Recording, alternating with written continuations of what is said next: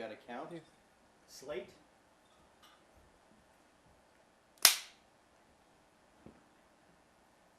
Three, two, one, and action.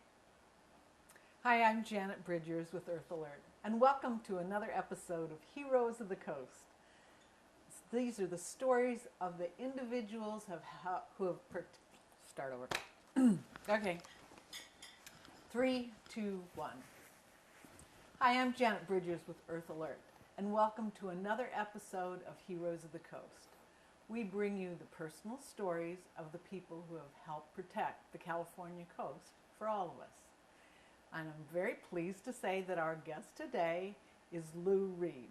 Lew had an incredible role in the passage of legislation and Prop 20 to save the coast.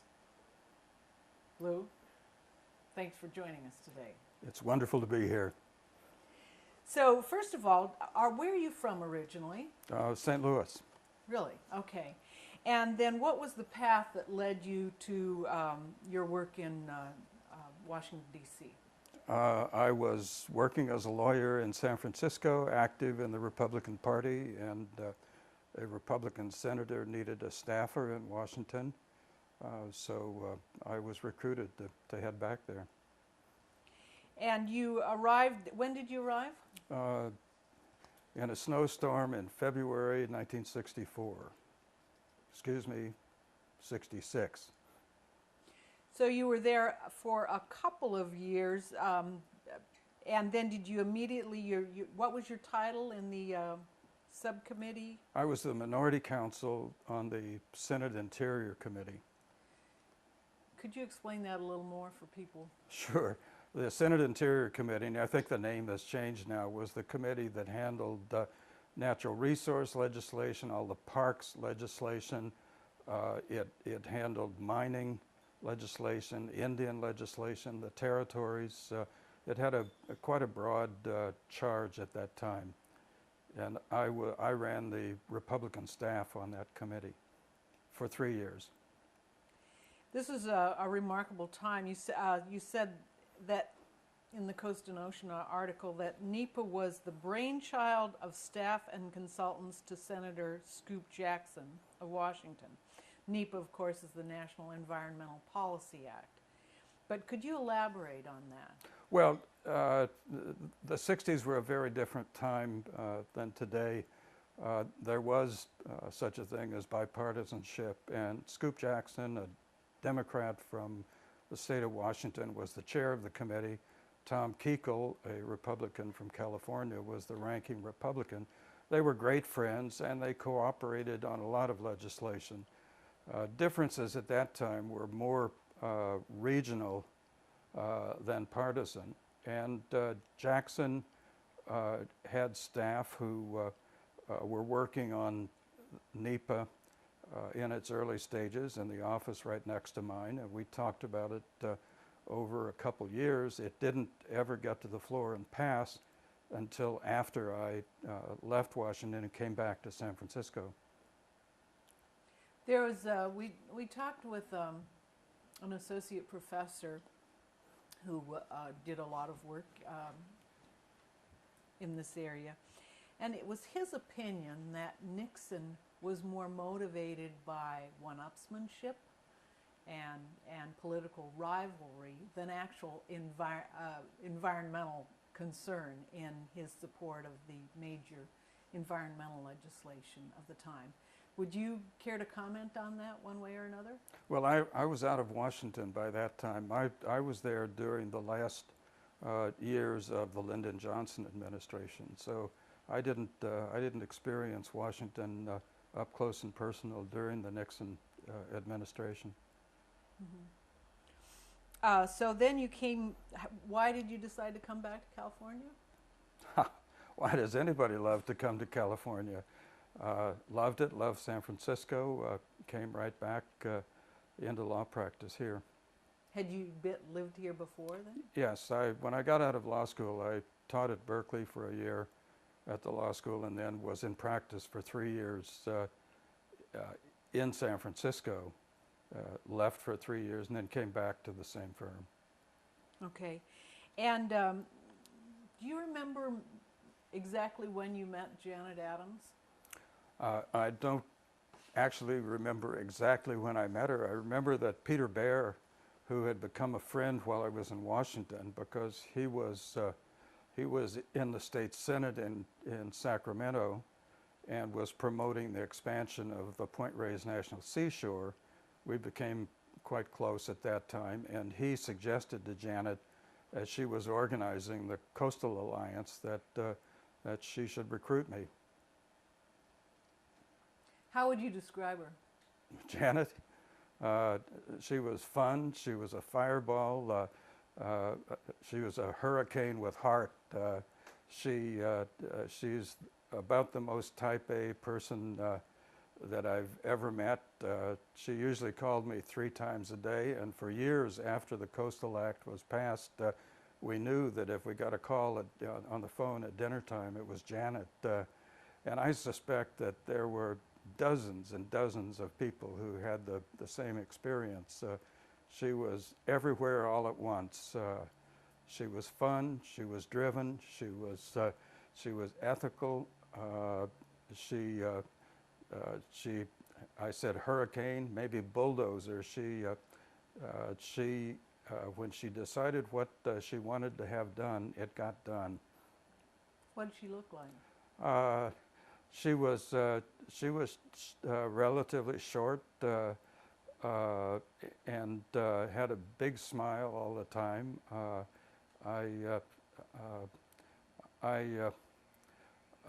I think she had a very winning way with people, and she was able to get inside offices and doors and get past barriers that would absolutely flummox most people. She was a good friend.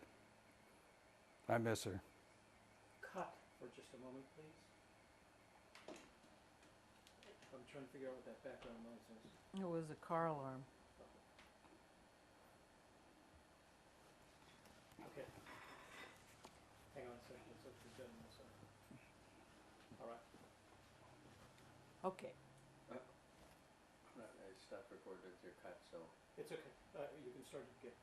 that's all I was saying is I need Let me to give you start another recording. slate. Okay. And slate. Thank you. 3, 2, 1, and action. So you've been hired on to assist in with the Coastal Alliance with getting legislation through the legislature. Which year was that you came on board? I'm not sure which year. I can tell you by events. It was just after the year in which the bills that Alan Cerroti and Pete Wilson introduced made it did not get enacted, and I'm thinking that was late 1970. I remember when you say hired, nobody in this campaign was paid, so nobody was hired.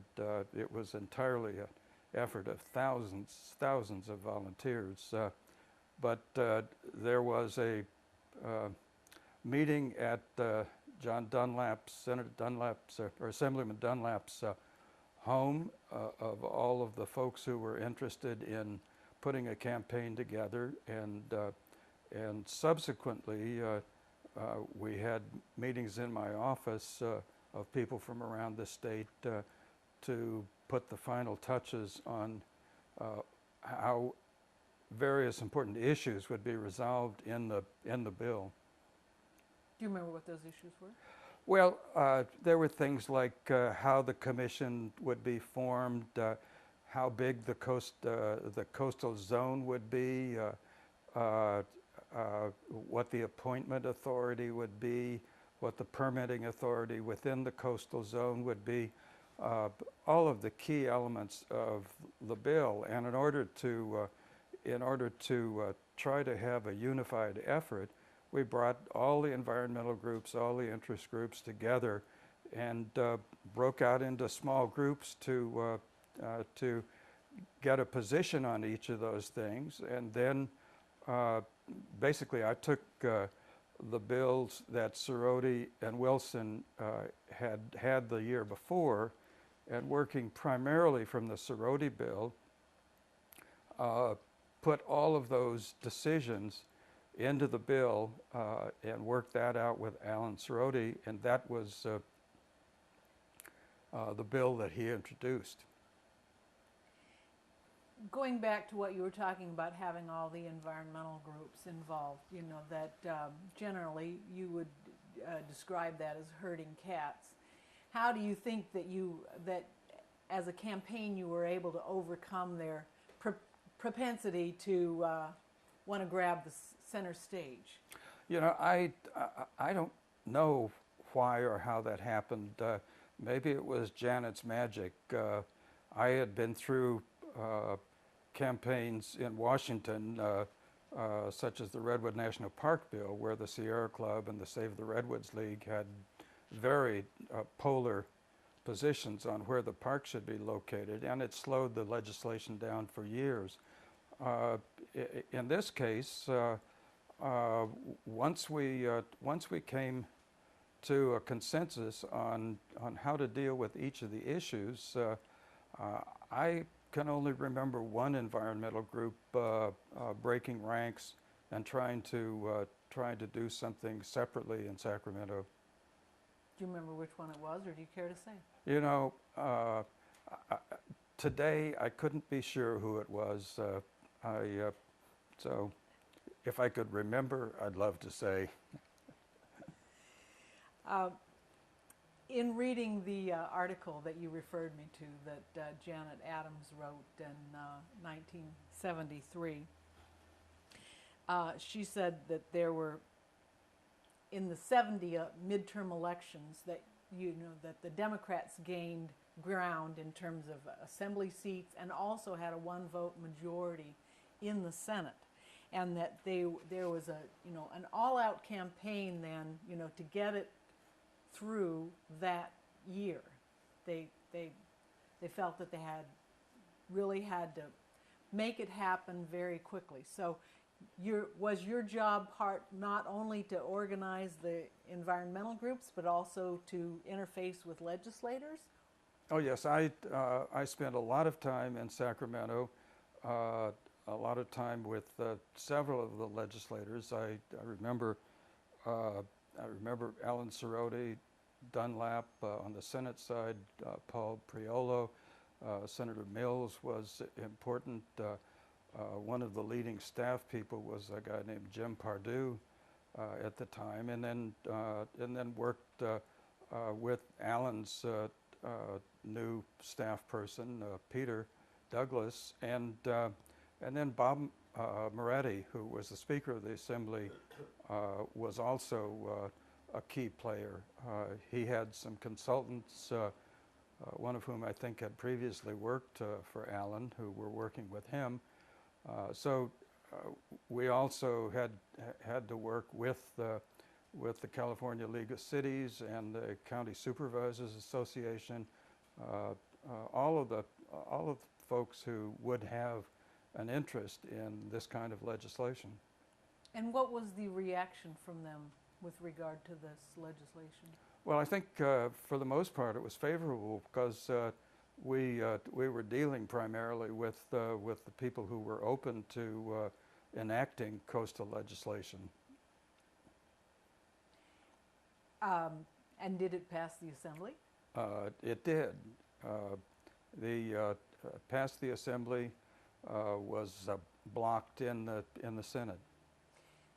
And that, from what I read, goes to the way the Senate operates, the Senate Rules Committee. What was the role of the Senate Rules Committee in this job, if you recall? Well, I don't remember the rules of the House, but I do remember that it was necessary to get the bill out of the Senate Rules Committee in order to get it to the floor, and that we could not get the majority vote on the Senate Rules Committee to have it released for a floor vote.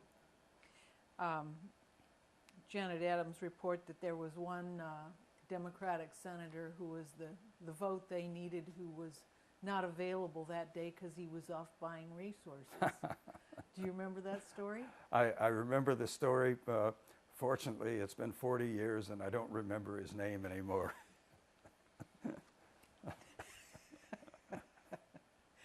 So, the second year in a row, it didn't make it through the legislature, correct? Right. So what happened in 1972? Well, we went back with a bill.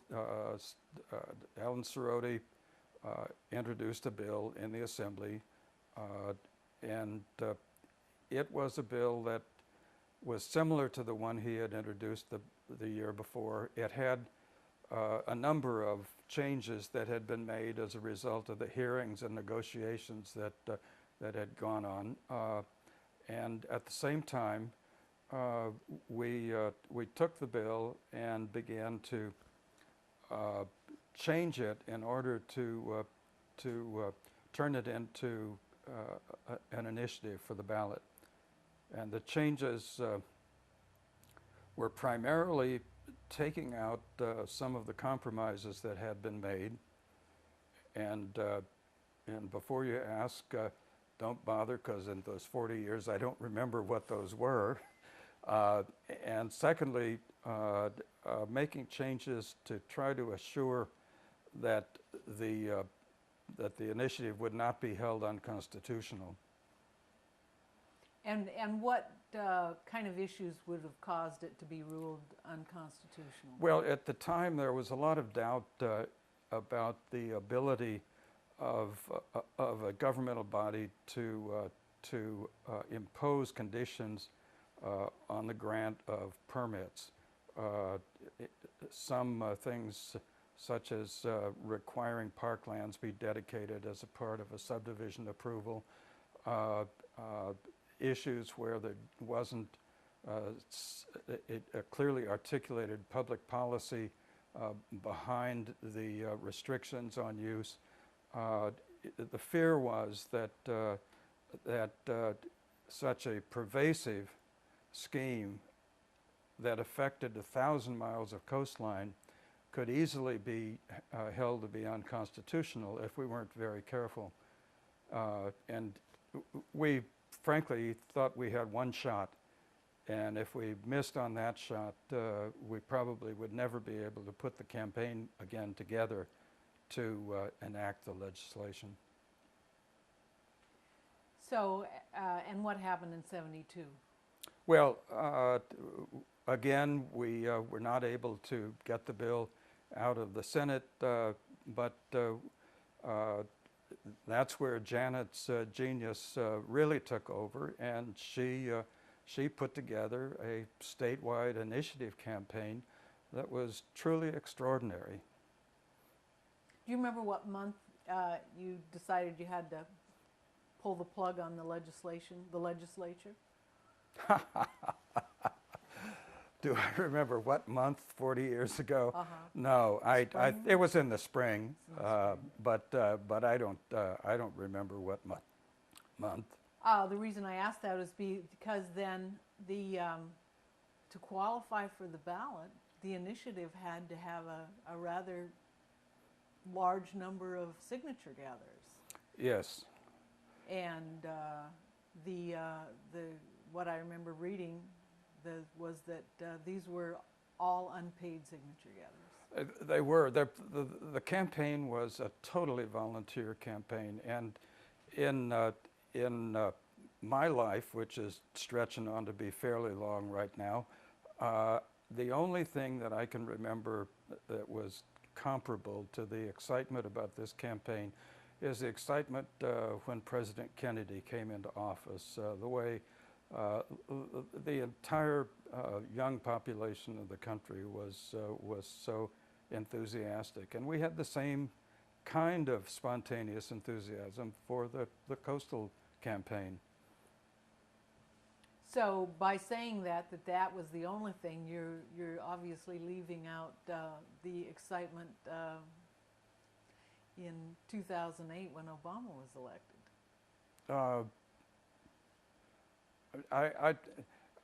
remembering President Kennedy when I was young seems to have a different quality. I mean, there certainly was great excitement about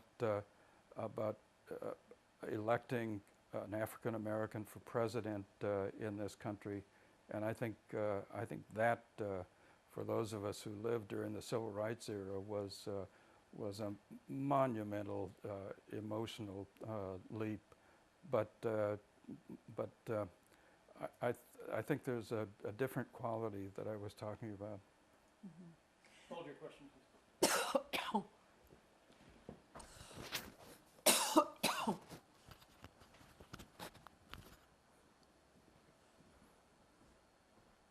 ahead. Okay. So you then transitioned into the initiative campaign, correct? Yes. And what were your roles? Well, I just remember a few highlights from it. I know that to an extent that I don't think I've ever seen since then, the public officials were excited and interested and active in the campaign. They did extraordinary things to try to help the campaign, and one of them that Janet recounts is Senator Mills having a bicycle ride up the coast with accompanied by hundreds of people to publicize the campaign. Janet's husband, Bill Adams, was a relative of Ansel Adams, and Ansel Adams gave us prints to use as publicity material.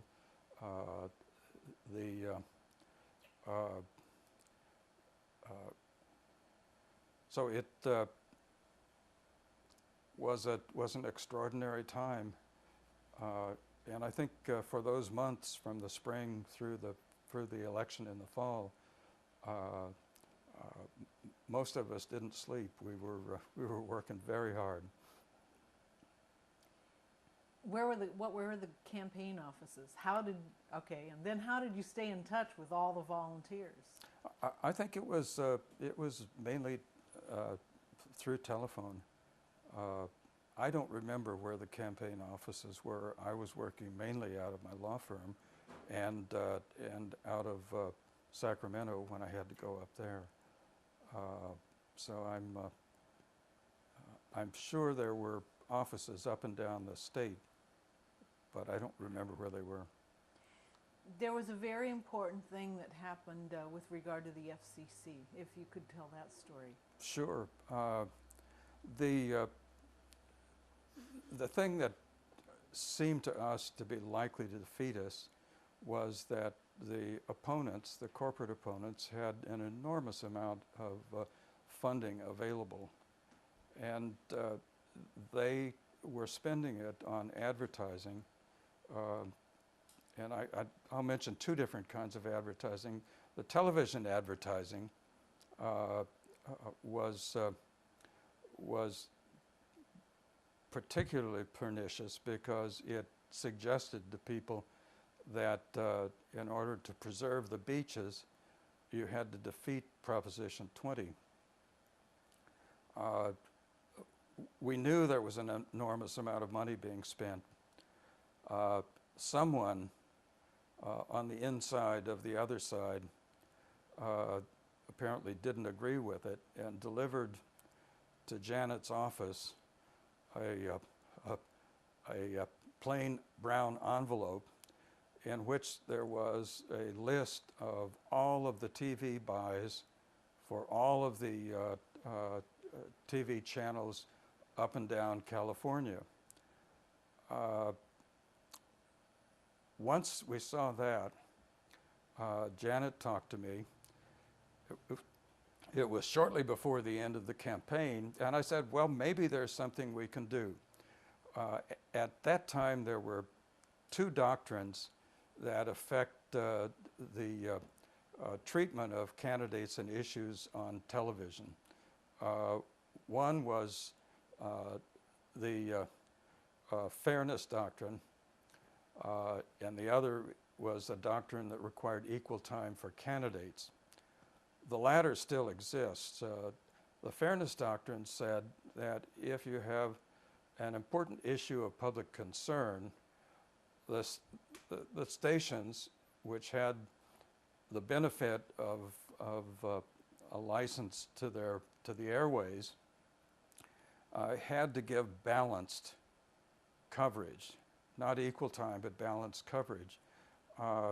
So I knew the man who was the chair of the FCC at the time, and I had prepared a petition to the FCC saying the paid advertising in this case is so overwhelming, with all of the opponents putting these commercials on television and the proponents of Prop 20 not having any money to put anything on, that it's a violation of the fairness doctrine. Frankly, to my surprise, within a day or two, we got an order of the Federal Communications Commission saying that the San Francisco station that we'd filed against had violated the fairness doctrine. We were ready. As soon as we got the order, we took a copy of the order and a TV spot, a 30-second spot that we had prepared, and we delivered it to every television station in California. And in the waning days of the campaign, we got an enormous amount of TV coverage through our spot. Do you remember some of the celebrities who were involved? Well, the person who made the spot was a wonderful guy named Bud Arnold. Maxwell Arnold was an ad man in San Francisco, and he made a very simple 30-second spot. It had him sitting on a stool alone in a bare studio with a camera on him, and Bud said, "I'm ashamed of my profession because what they're doing in fighting Prop 20, they're trying to get you to believe that the way to save the beach is to vote against the proposition to save the beach." And it was very impressive job. Bud had a great voice and gravitas that I'll never have. So he was able to pull it off, and that's the commercial that we had copied and ready and distributed around the state. The one person who has risen a great deal from the days when he was a lawyer in Monterey and delivering our tape to the local Monterey television station is Leon Panetta. So maybe this is what really launched Leon's career. Do you remember anything about the billboard campaign? Well, I do. The opponents had this huge billboard all over the state that said, "Don't lock up the beach. Vote no on 20." And there was a public interest lawyer for the Sierra Club in Los Angeles who told Janet that he was going to file a lawsuit to get an injunction to take down the ads. Well, it's very difficult to get a court to impose a prior restraint on political free speech. The First Amendment just doesn't contemplate that. So we persuaded him to back off, not file a lawsuit, and we went to Bob Moretti, who was the Speaker of the Assembly. He then held a press conference in front of one of these giant billboards in Los Angeles, labeled it a fraud and announced that he was going to hold legislative hearings on fraudulent political advertising. And he dragged the PR firm that had done this campaign up to Sacramento for the hearing, and completely discredited the campaign. It was, to some extent, a little sad, because it was a very respectable firm. They'd done a lot of work for President Nixon in the past, but the hearings were successful in establishing that the Don't Lock Up the Beach campaign was a big lie. And there was no First Amendment problem, because we didn't have to ask a judge to take the signs down. Well, as we know, the billboards were later affected, but we have that story from Orange Mouse. You also had a very effective PR guy working for you, who became very well known after that. Who was that? Oh, Bill Press was working for Peter Bear at the time, and Bill took a leave from Peter's office and worked for the campaign. He was right in the middle of it with Janet. Very, very important player in the campaign. So let's backtrack a little bit, in the sense that the public had been, if you will, prepped for the initiative by what happened in the legislature. So if you could comment on the level of public awareness of the campaign that was developed by the hearings in the legislature. Well, I think the hearings in the 2 or 3 years that preceded the initiative campaign were important for a number of reasons. Partly for public awareness, but perhaps even more important in teasing out objections, criticisms, opposition to the bill, which enabled us to really craft the bill to be more sensible than it might otherwise have been. I'm not a big fan of the initiative process, and my default vote on initiatives is no. In general, because I think they are written by single interests without a consideration of all sides of a story. In this case, we had the years of working on the bill in the legislature, and we had the hearings, and we had the discipline of trying to assure that the bill as passed would be constitutional. So I think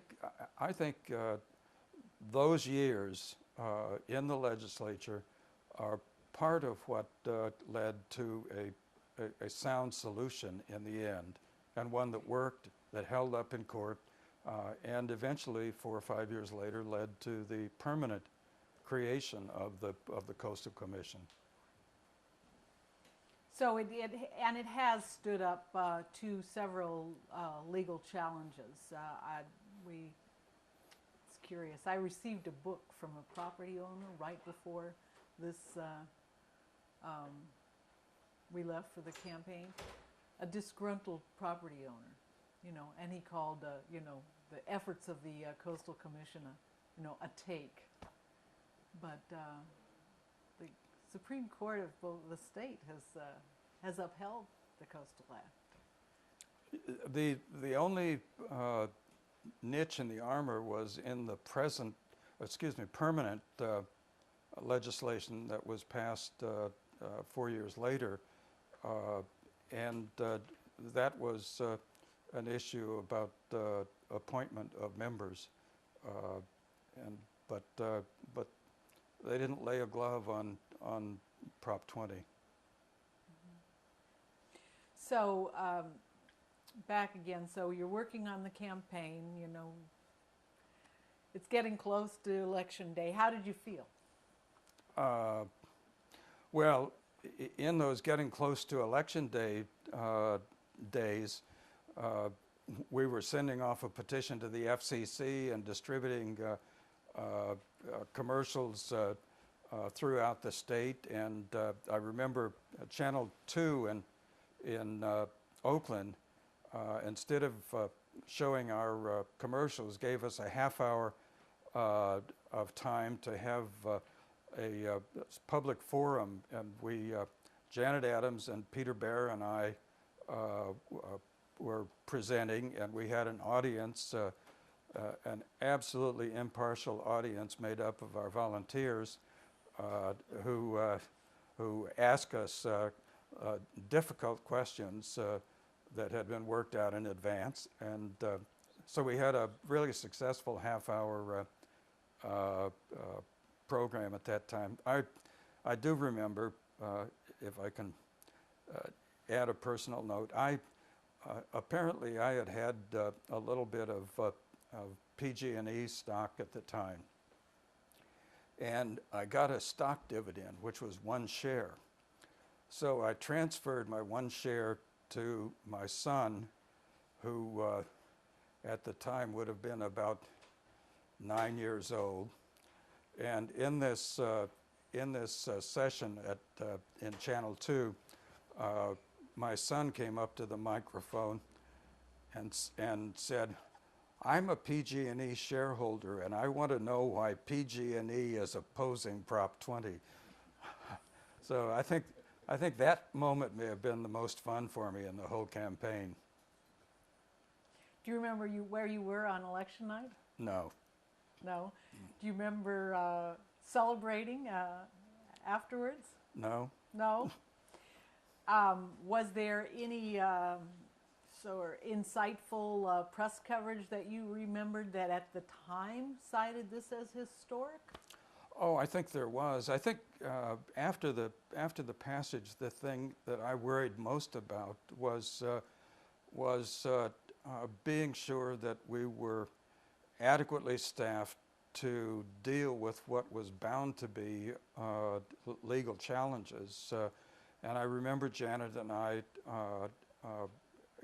got together and recruited a young lawyer down in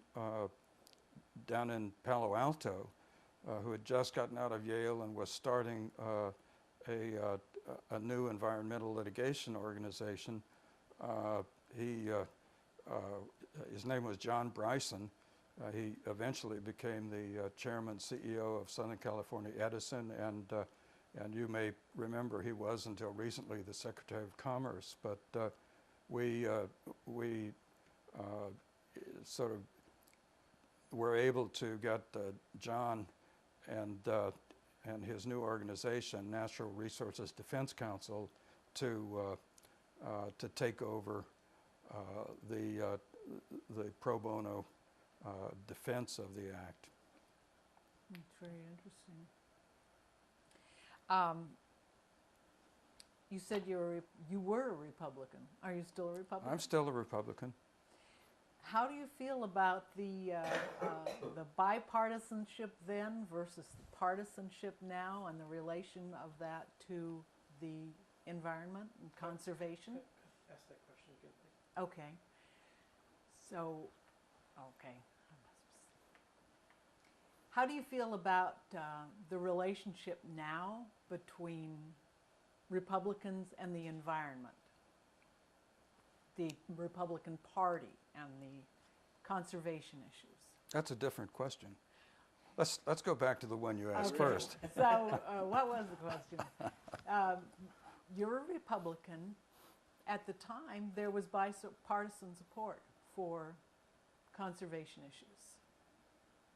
Would you care to comment on that? Well, I think I'm sad about the disappearance of the center in our politics. I think it is terrible and threatening to the nation, and I don't see what the solution is, but it's very clear that over the last 50 years, the center hasn't held, and both parties have moved in extreme directions. So that certainly is distressing to me.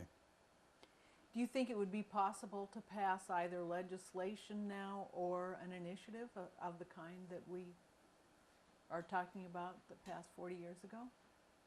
I think an initiative might be possible, because I think that the social media have made it much easier to organize a mass movement than it was 40 years ago. If you look at what's happened in the Middle East this year, the Arab Spring has certainly been, in some part, the product of social media, and I think the same thing could make it possible to enact something like the Coastal Initiative at this time. I think as far as passing it in the legislative body, depends on who's in control. In other words, who has the margin in the legislative body you're talking about? Yes, if you have legislative bodies that are deadlocked by their composition and by their rules, then nothing important gets passed. But if you have bodies where either the rules or the composition make it possible to work, then I would still be optimistic. The environment isn't going to get any better, though, without, okay, let me rephrase that. Do you have concerns about the effect of climate change on the environment? You know, I don't know enough about it to know whether I have a concern about it. I know my son, who has an environmental organization that is working worldwide, is spending a lot of time worrying about climate change.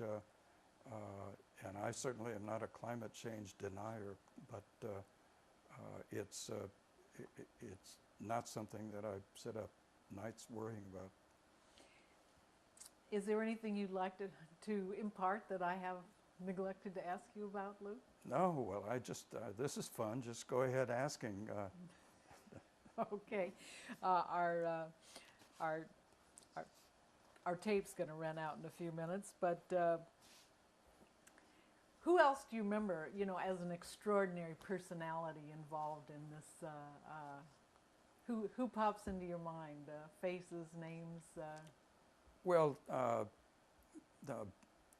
Bill Cordham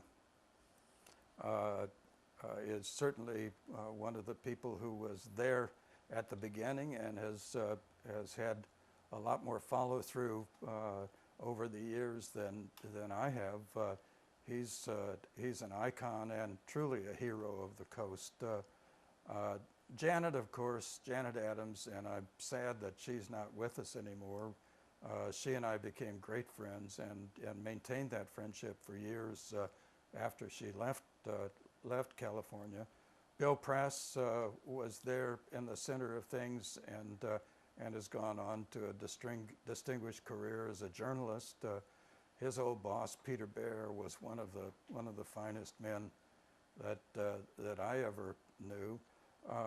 Your friend Alan Cerroti was absolutely true blue, and I had the fun of talking to him all the time, because our arrangement was that in the legislative process there were no changes, no concessions, no amendments made unless he talked to me about it, and I was sort of funneling the view of the Coastal Alliance, the conservation community, and he and I were able to work very well without ever a sense of conflict.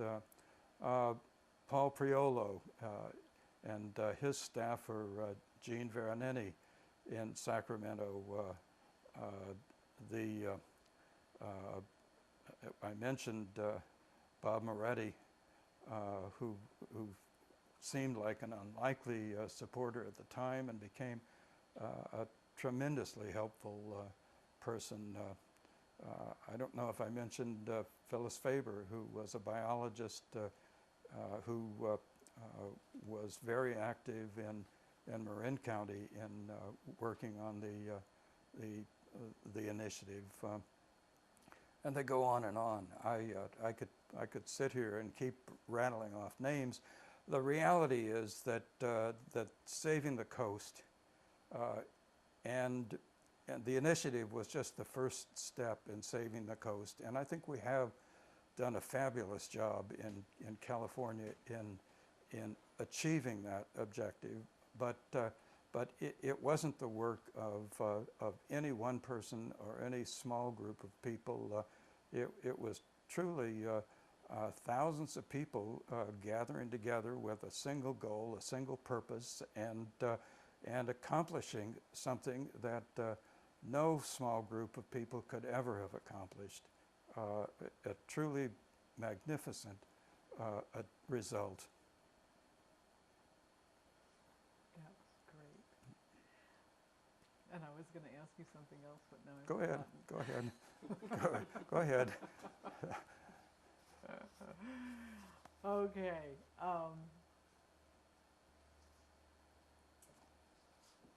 Obviously, this will be edited out. So, did you have fun? Okay. Lew, did you have fun during the campaign? Absolutely. I had come back from Washington and gained a lot of legislative experience. The one thing I knew how to do was write legislation. So I came back and this opportunity dropped in my lap. For 2 or 3 years, I spent about half of my time on it, and it was a blast. It was a lot of fun, and I think it's very seldom in life that you get the opportunity to be dropped into an important issue, play an important role, and just have a good time while you're at it.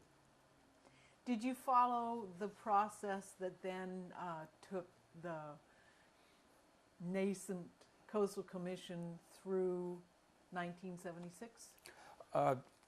Very little. I was out of the country living in England from late spring of '76 for a year.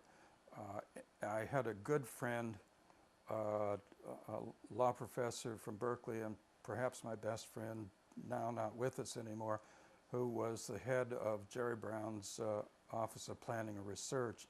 So he was spearheading the work in Brown's office. Preble Stoltz was his name. Preble talked to me from time to time about it, but aside from those conversations, I was never involved in the process of reenactment, a permanent enactment of the commission. Prop 20 passed by a significant margin, 55%. The Coastal Act passed by 1 vote. Do you care to comment on that, the difference between the kind of brinksmanship in terms of the legislature getting something passed and the overwhelming, significant support demonstrated by the passage, the margin in the Prop 20? Well, public opinion really was on our side in 1972. And if you look at how legislatures pass things, it may well be that only 1 vote was needed. You often find in legislative bodies that people are excused from voting if their vote isn't needed. So I don't remember what was happening at the time, and I don't know that it really was a squeaker. People who were there and in the middle of it would be able to say. But your insights have been absolutely fabulous, and I really appreciate your time today. And could go on probably, go back and dig through my papers and find some more questions, but I'll let you go at this time. Viewers, thank you for watching. We hope you'll join us again for another episode of Heroes of the Coast. 3, 2, 1, and stop your recording.